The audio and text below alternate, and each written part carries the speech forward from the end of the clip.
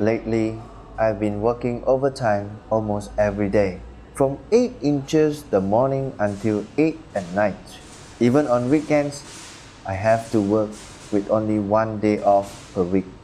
It sounds like I'm already very busy, but compared to some of my previous jobs, this level of busyness is actually a relatively light version. Hello everyone, I'm John, an ordinary working class man living and working in China.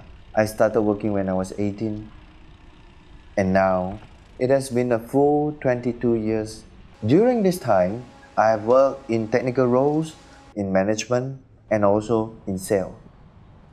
Going back to 2009, I made a shocking decision. I switched from a technical role to a career in sales. At that time, I even accepted a 70% pay cut. Looking back now, this was probably one of the boldest decisions in my career. If it were you, would you be willing to make such a decision? But the reality was, after just 3 months, I was fired because my performance didn't satisfy my boss.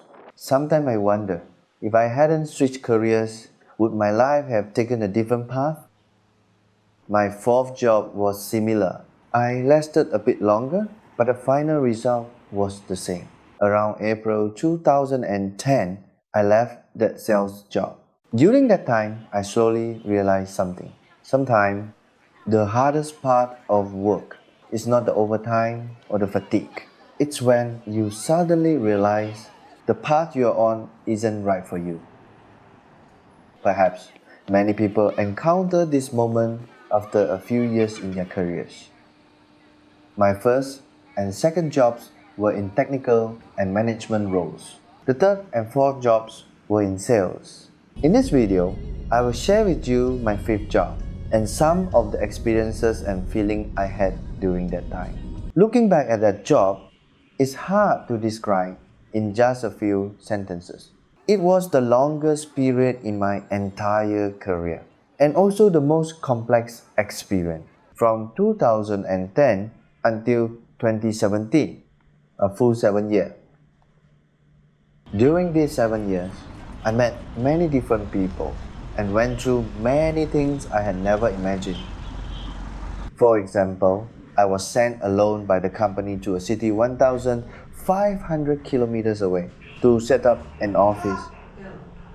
Once, while staying at a hotel, someone knocked on my door. When I opened it, it was a well-dressed woman who had been drinking too much with the client, and he hadn't even closed the door when she came back to the room. Because of a company decision, I shed tears at work for the first time. In those years, business trips, entertaining clients, collecting payments, unpaid overtime, assignments abroad, a lot happened. There were gains and there was pressure. In the upcoming videos, I will gradually share these experiences. Of course, this episode is just a small part of it. If you're interested in real stories like this, please follow my channel. I will gradually share my experiences from these 22 years of work. It may not be a story of success, but it is something that really happened in my life. Perhaps this is how many ordinary people's work lives unfold, step by step. After leaving my fourth job, I started seriously reflecting on my previous failures. I realized that perhaps I should return to an area I was more familiar with. Before sales, I had always worked in technical and management roles. So at that moment, my thought was simple. If I could find a job that was related to my previous technical work and also require sales experience, perhaps I would be better suited for it. However, I didn't start sending out resumes right away. During that time, I instead first contacted some former colleagues and supervisors. We had meals together, chatted, and discussed many work-related topics. One former colleague mentioned a company during our conversation. He said it was a newly established company and it seemed to have potential. He suggested I keep an eye on it. After returning to Shenzhen, I slowly started to learn more about this company, what products they made, who their clients were, and the company's direction. After confirming this information, I decided to submit my resume to them. For most people, sending a resume is quite simple. You just upload it to a job site or send it to the provided email. I had done it this way before, but this time I thought about something. If the HR has to look at many resumes every day, mine might easily get overlooked. So this time, I decided to try a slightly old school approach. I didn't send my resume to a job site, but used an online fax to send it directly to the company's office. At that moment, I simply thought maybe this way it would be more likely to get noticed. Later, it turned out that this small attempt indeed worked. After I joined the company's technical supervisor told me that day he received my fax resume. He said it was the first time he had seen a resume in that way. He found this approach interesting, and it sparked a bit of curiosity about my experience. So he handed my resume to the boss. Not long after, I received an interview invitation. This company was located in a relatively remote area. That day, I left Shenzhen very early and traveled by car to attend the interview. The interview was conducted by one of the company's shareholders. Later, I learned that the company actually had another shareholder. At that time, the company had been established for about 2 years. The entire company had just over 60 employees. The factory was made of sheet metal, a typical manufacturing setup. They produced products related to powder molding. There was quite a bit of dust in the air, and the machines were very loud. After briefly discussing my work experience, the boss decided to hire me. The offer was a base salary of 3,000 yuan with a 3% commission on sales. Around June 2010, I officially joined this company. The company didn't have its own dormitory, so we rented a place outside. 3 people shared an apartment, and each had their own room. For me, at the time, this already made me happy because I finally had a space of my own. The apartment also had a small kitchen. On weekends, I could cook some simple meals myself. The company also had its own cafeteria. Lunch and dinner were provided for employees. The food wasn't especially tasty, but overall it was clean enough. One thing that impressed me was that the boss would sometimes eat in the cafeteria with everyone. That kind of feeling actually made the company seem very down to earth. In many companies, the cafeteria is outsourced to a third party. Here, although the meals were simple, at least everyone ate the same food. The boss was no exception. On my first day at work, I met the company's other shareholder. My direct supervisors were these 2 bosses.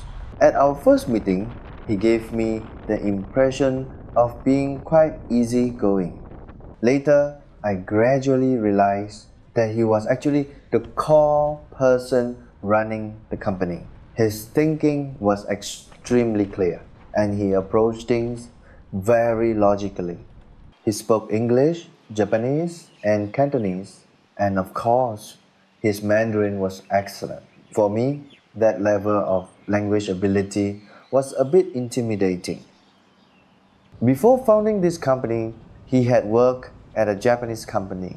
There, he had already reached the highest management position for a Chinese employee. As time went by, my impression of him gradually changed. At first, I thought he was just easygoing, but later I realized a more accurate description would be highly capable and very resourceful. Almost all important matters were handled personally by him. He also had a unique approach. Any employee could bypass their immediate supervisor and report directly to him. For a company that had been established not long ago, this method sometimes actually sped up decision making. In terms of personnel management, he also had some very particular habits. For example, in a department, he often paired two people with completely different personalities to work together. One more cautious, one more impulsive. During my time working with him, I learned a lot. In management, he was extremely organized. All emails were categorized and sorted. If a task wasn't completed, that email would remain in the unfinished category. He often said, "A good memory is no match for a worn out pen." So he strongly encouraged everyone to take note and keep records. Another thing that left a deep impression on me. If an employee made a reasonable request, he usually wouldn't reject it outright, because in his view, when many of the employees' problems were resolved, the team became more motivated to work. His emotions were always quite stable. No matter how complicated things were, you rarely saw him lose his temper on the spot. But later, I gradually realized that he also had his own ways of handling situations. Once, I accidentally offended him over something. After that, I slowly noticed that many things began bypassing me, and some tasks originally under my responsibility were gradually reassigned to others. It was then that I realized for the first time, in the workplace, many changes aren't communicated directly, but you can slowly feel them. When I first joined the company, the boss didn't immediately put me on market development. Instead, he arranged for me to spend time getting familiar with the products, understanding the production process, and learning about each department. For about 6 months, I spent time in almost every department of the company. Looking back, this experience was actually very valuable, because when you truly understand how a product is made, it becomes much clearer how to address clients' questions.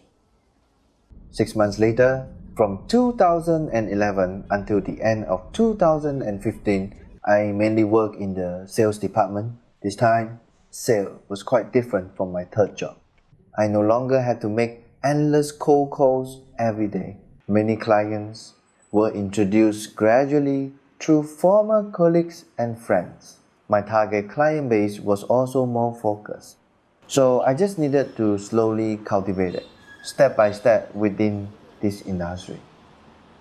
During these years, I was also sent by the company to Jiangsu to help establish a local office. I stayed there intermittently for about a year, mainly responsible for clients in Jiangsu. During that period, I traveled to many different cities on business. The farthest trip was to Qingdao to visit a Japanese client. For me, those years were a very fast-paced period of work.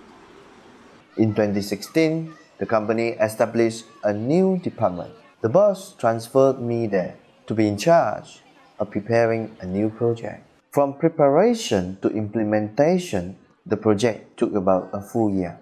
In the end, the project was successfully launched, but honestly, I still felt a bit reluctant at the time, because those clients were relationships I had built up little by little. Suddenly, leaving that role was a bit hard to get used to. By the end of that year, the boss and I had some disagreements over salary. That was also the first time we had a fairly clear difference of opinion at work. Later, in June 2017, I left the company. Looking back, those 7 years actually changed me a lot. In the next videos, I will slowly share some of the stories that happened during that time.